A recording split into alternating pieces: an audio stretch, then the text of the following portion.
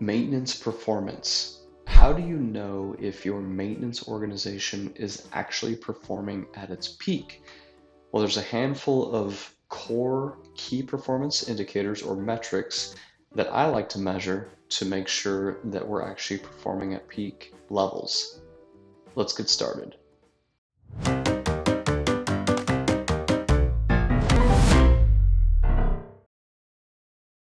Hi there, my name's Ed. I'm the founder of edserver.com, and what we do is we help industrial operations professionals streamline, innovate, and scale their operations. And in this video, I want to talk to you and share with you some core maintenance KPIs or key performance indicators or metrics that are critical to ensuring that your maintenance organization is performing at its peak.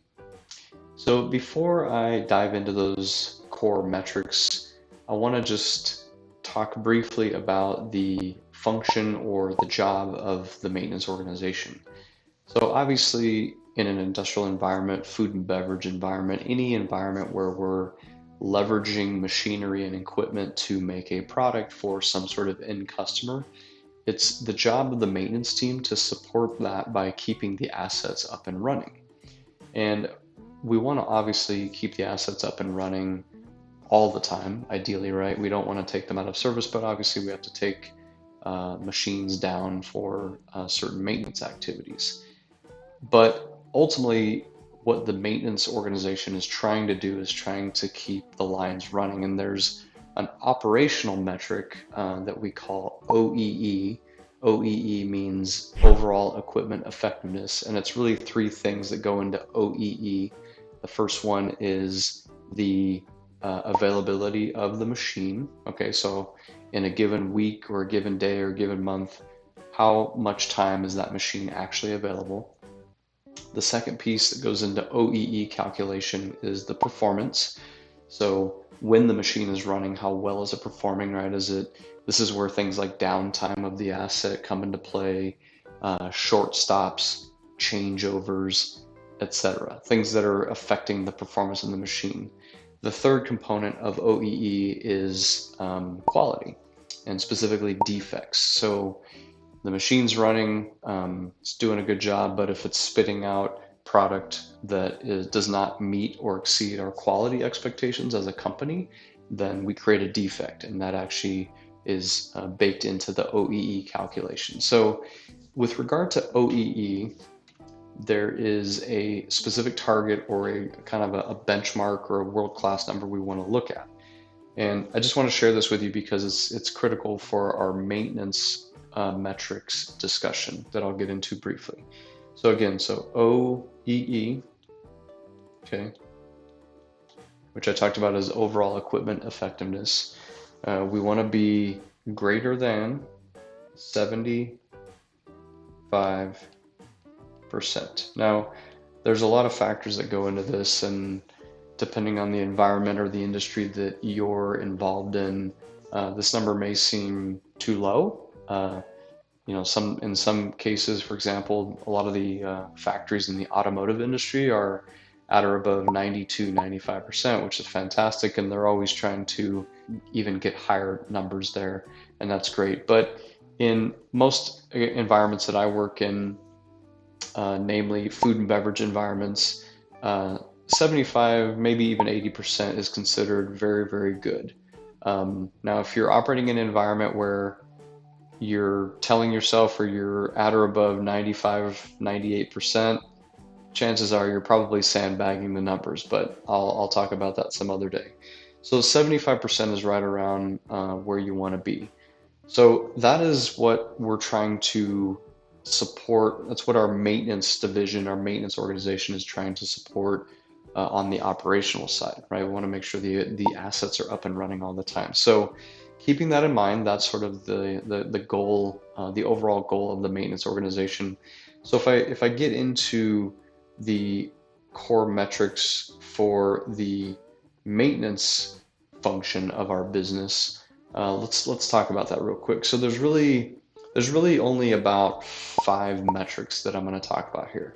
So the first one is what we call the work order backlog. Okay. So the work order backlog. So this is, of all the planned work that you have in the maintenance department, whatever it is, right? If you have 10 jobs a day or 5 jobs a day or 1,000 jobs a day, each of those jobs typically has what's called a work order attached to them. And a work order is something that the maintenance technician, the maintenance professional will then take with them, go and perform the task, and then they're going to come back and sign it off as complete and grab the next one. So work order backlog, a good benchmark is to stay within 2 to 3 weeks. So what this means is that of all of the work that we have to do, obviously you want to have the backlog as small as possible, but 2 to 3 weeks in my experience is a good benchmark to go after. The next metric, or the next KPI, is what we called planned versus reactive work. Okay, so this is of all of the activities that the maintenance technicians are actually going out and performing. You are either going to have planned work, which is you've planned it ahead of time, right? You know that you're going to do a piece of work in the future. This is the ideal type of work you want to be doing, by the way, in your operation, right? Because if you're planning for something, it usually means that the equipment's not down and you're going and doing something to be preventative, right? Reactive work is the opposite. So just like it sounds, right? You're reacting to some sort of unplanned event. The equipment breaks, something goes down, and now maintenance technicians, professionals, everyone's running to the equipment to try and get it up and running as quickly as possible. You're searching for tools, you're searching for parts. So we obviously want that type of work to be as minimal as possible. And what you're looking for here is you want your planned work to be 95%. Okay, so this is your planned work. And you want your reactive work, conversely, to be 5% or lower. A little kind of nomenclature or terminology tip here. I typically call this reactive work DINS, so DIN, which is an acronym for do it now. So it's kind of a fun acronym to use in your operation to delineate the planned versus the reactive work. Okay. The third one here is scheduled work completion. So of all the planned work that you have, and these are the work orders that you create, right? If you plan so many jobs in a day, if you plan 10 in a day, you obviously want to make sure you get them all done. But sometimes things happen. You have reactive work that's taking you away from the planned work.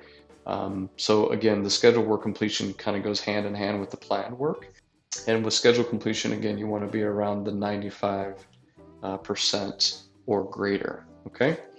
Now, plan versus scheduled, this is a little bit different. What plan versus scheduled means, some people get confused on this. Scheduled work means that the work is scheduled, right, as it says. Planned work is where you've actually had work instructions, tools, materials, and parts ready to go. So that's sort of a planned job, right? As opposed to an unplanned job, you're just sort of grabbing everything as quickly as you can. So just a little bit of a definition explanation there. Okay.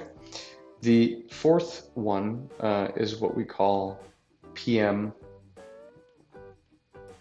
compliance. Okay. So PM is an acronym or short for preventative maintenance. So a lot of people have a preventative maintenance program in place, which is fantastic. So these are the things where a lot of times you'll have sort of a matrix, might be a 30-day matrix, right, for each day of the month or each asset, and then you have sort of a kind of looks like this, right? So for each asset going this way, you have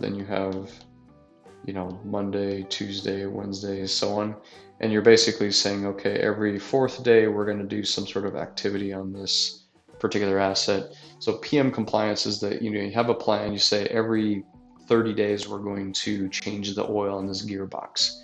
And PM compliance is that you actually did it or not. So if you did not do it, then you're not in compliance with your PM program. If you did it, then you're in compliance. And with PM compliance, with this metric, we want to be less than 0.1%. So what that means, right, is that of all of the preventative maintenance tasks that you have identified and you've planned for, you want to make sure that you're obviously doing all of them on time. Otherwise, you're going to get behind and you're actually going to potentially have some unplanned downtime on the assets.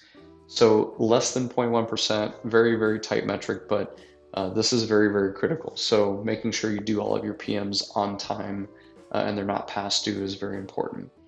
And the fifth one here that I like to monitor is just overtime. And overtime, this is where obviously you have a lot of, you have your maintenance technicians, your maintenance professionals that are coming to work. They're doing all the activities on the job. And, you're going to work a little bit of overtime, but you don't want to have too much. And the target that I like to stay in is 5 to 7%. And the reason it's not zero is because you're going to have some unplanned occurrences, things like employee vacations, maybe the sales team brought in an order that was unexpected. It's good for the business. Everyone sort of has to rally around that order and make it happen. And so you might have to pay a little bit of overtime for that. So 5 to 7% is a good benchmark to stay within. So again, these are my benchmarks that I've seen produce a very, very effective maintenance organization. Again, we want to maintain this OEE greater than 75%. And then within the maintenance department, we want to try and hit these benchmarks on a consistent basis. So hopefully that is helpful for you. Hopefully you're measuring some, if not all of those already, and hopefully you're hitting some of those benchmark targets already. If not, I would encourage you to kind of hone in and focus on ways to get those numbers up. If you need any help, I'm happy to help. I've actually got another video on something I call a maintenance radar tool.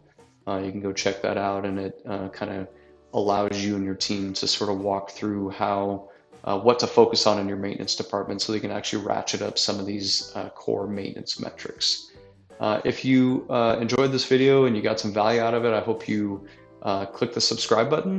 Helps me out, helps me produce more videos like this and keep sharing my knowledge with you. And also click that notification bell. It will notify you when I drop a new video, which I do pretty regularly here on YouTube. So go ahead and subscribe and click that notification bell. It'd be awesome. Also, I have a Facebook group, which is free, and I'm in there a lot. I'm in there daily, pretty much every day. Rarely is it not every day, and I'm engaging with people like you that are interested in topics like this. We're talking about a lot of industrial operations topics, a lot of maintenance topics, and it's a good way to interact with me. You can connect with me directly there. I also do some live videos from time to time, and just kind of add some very customized information in there that I don't really do on YouTube that often. So check that out. There's a link in the description below to join that group if you'd like. Otherwise, hope this helps. Hope some of these benchmarks give you a little bit of insight on where to kind of focus your efforts in your maintenance organization and make improvements and provide the service to your internal customers that you want to. So until next time, I'll talk to you later, and good luck getting your maintenance organization performing at peak levels. See ya.